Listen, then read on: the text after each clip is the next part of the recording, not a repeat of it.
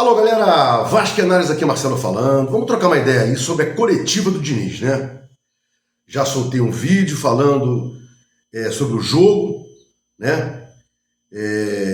Na pasmaceira que foi aquele jogo, no sentimento de não querer mais, não querer mudança, não querer pensar em algo mais importante, né? Parecia o mais do mesmo. E ele começa dizendo, a gente esteve abaixo, sem atenção, sem concentração, e o Juventude mereceu a vitória. Diniz falou isso. Não existe no futebol merecimento.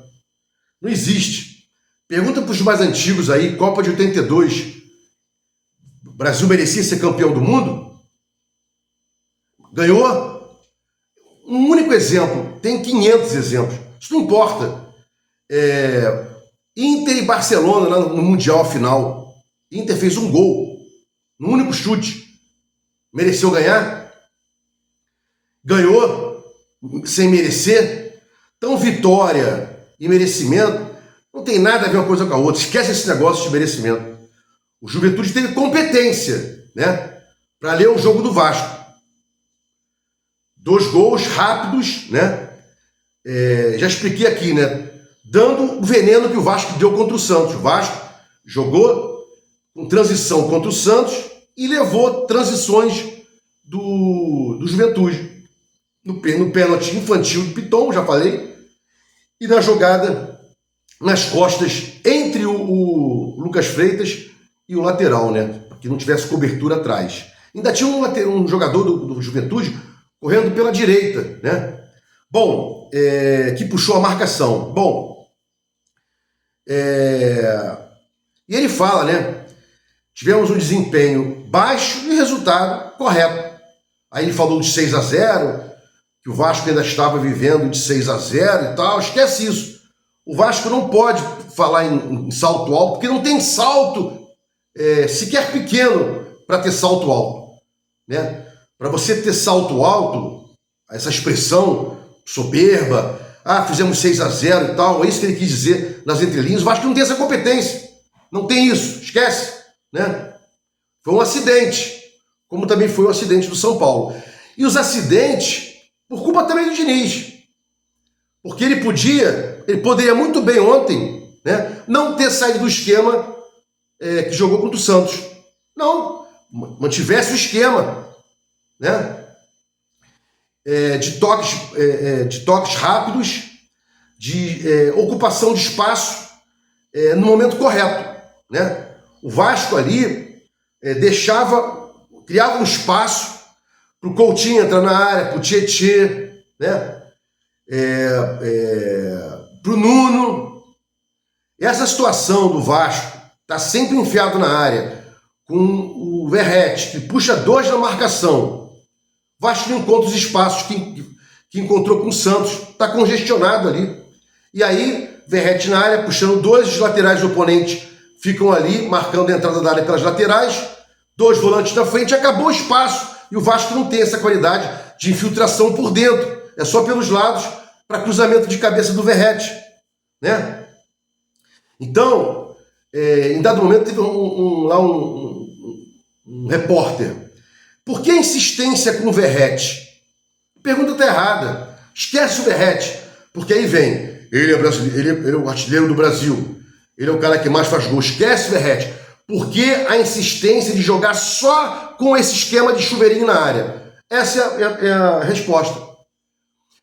E se você me perguntar, o Vasco pode jogar no jogo associado também com o Verratti, sendo ele o último cara que vai tocar na bola para botar para dentro, não participando das jogadas, que ele não tem essa qualidade, né? Então o Verratti até poderia participar desse jogo associado, com superioridade numérica, né? Mas não enfiado lá na área, aparecendo na área para fazer o gol, como fez o Couto, como fez o Tietê, né? Ficar na área parado, vai levar 2, e ele não tem condições de se livrar nem de 1, quanto mais de 2, né? Ou você acha que quem joga no Juventude é cego? Não, né? O Juventude está aí, até mais organizado taticamente que o Vasco. Provou aí, fez 2 gols e depois encheu linguiça, né, no Vasco. Toma aí, Vasco. toca aí que eu vou ficar aqui atrás. E quase fez mais 2, né? Naquela brincadeira do Diniz, ficar com um zagueiro só, ficar com um volante só, né? Uma loucura. Ontem o Vasco tinha 6 na frente e a bola não chegava lá. Então não se trata da figura do Verratti, tirar o Verratti. Verratti é o culpado, não. O culpado hoje está sendo esse esquema tático, né? Se você colocasse lá dentro o Van Basten, da Holanda, quem lembra, né? Um dos maiores cabeceadores de todos os tempos, Van Basten, o Jardel,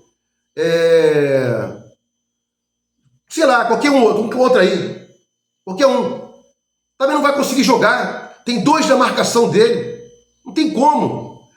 E não é aquela jogada de contra-ataque onde ele pega o zagueiro correndo de costas. Não, cara. O Verratti está lá dentro da área, parado, aguardando a bola chegar, e os caras estão ali, um de cada lado, porra. Né? O Vasco jogou bem contra o Santos, porque tinha espaço para criar dentro da área, não estava lá todo marcado. Então esse tinha que ser o pensamento da pergunta. Por que jogar para o centroavante? Não importa se é o Verratti, né? Ele é um artilheiro, e aí vão falar isso. Mas se você colocar qualquer um ali, né, não vai adiantar, porque está sempre marcado 2, 3 em cima dele. Qualquer um pode ver futebol, não tem mistério. E não é culpar o Verratti, é culpar o esquema tático que coloca o Verratti para ser a única jogada do Vasco de chuveirinho. Com esse esquema aí não dá. Ele poderia ter colocado o time para jogar transição, como fez com o Santos, e aí não coloca o Verratti. Ou ontem, um jogo mais associado, onde haja espaço para os caras entrarem na área. Porque se o Vasco ficar jogando assim com um cara contra 2, 3, não vai adiantar nada, só chuveirinho para a área. Será que ninguém vê isso? Esse esquema tá morto, né? Deu certo com o Ramon Dias, depois parou de dar. Deu certo com o Paiva, depois parou de dar. O Vasco tem que ter outras alternativas. Posse de bola, como o Diniz fala, e chances de gol, não ganha campeonato, não livra do rebaixamento, né? E ele falou no final assim, não, jogar aqui dentro é muito difícil. Pro Vasco, qualquer jogo, qualquer estádio, até no aterro do Flamengo vai ser difícil. O Vasco não tem padrão de jogo, né? Joga um jogo bem, com uma proposta boa, né? De ter jogadores aparecendo dentro da área para finalizar, Tietê, Couto, Nuno, David, né? E depois volta para o esquema de um cara separadão lá na área, com 2 na marcação. Quer jogar assim? Tivesse pelo menos uma oportunidade de ter inteligência. Bota mais 2 caras ali dentro da área para dividir a marcação. Bota o David lá enfiado, né? Botava David e Verratti para tentar gol de cabeça. Mais um lá, talvez. Agora nós vamos botar 3 aqui, 3 aqui e um dentro da área para cabecear. Não adianta esse negócio, né? E o pior é que o Diniz tem qualidade, mas só que ele dá um negócio, essas mudanças loucas que ele faz, né?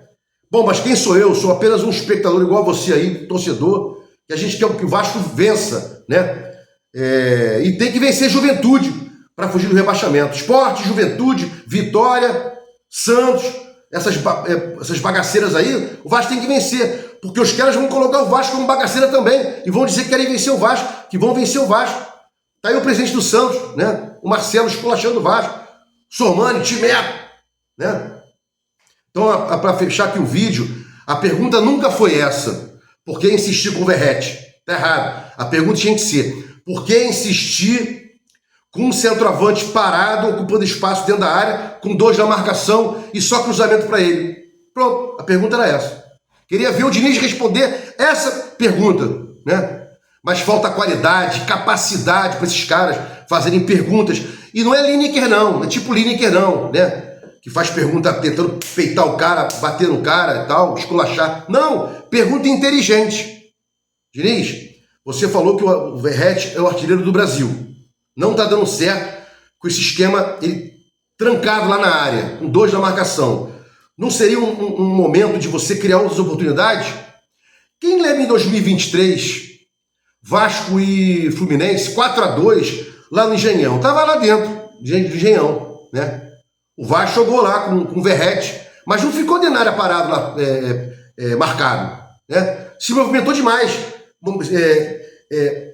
Saía da área, ia pela direita, criava um espaço, dava para alguém entrar. O Rossi entrava por ali. O Rossi, né? E hoje a gente tem mais mal ou bem aí o Ryan e o Nuno, né? Vasco Análise, fique com Deus, até o próximo vídeo.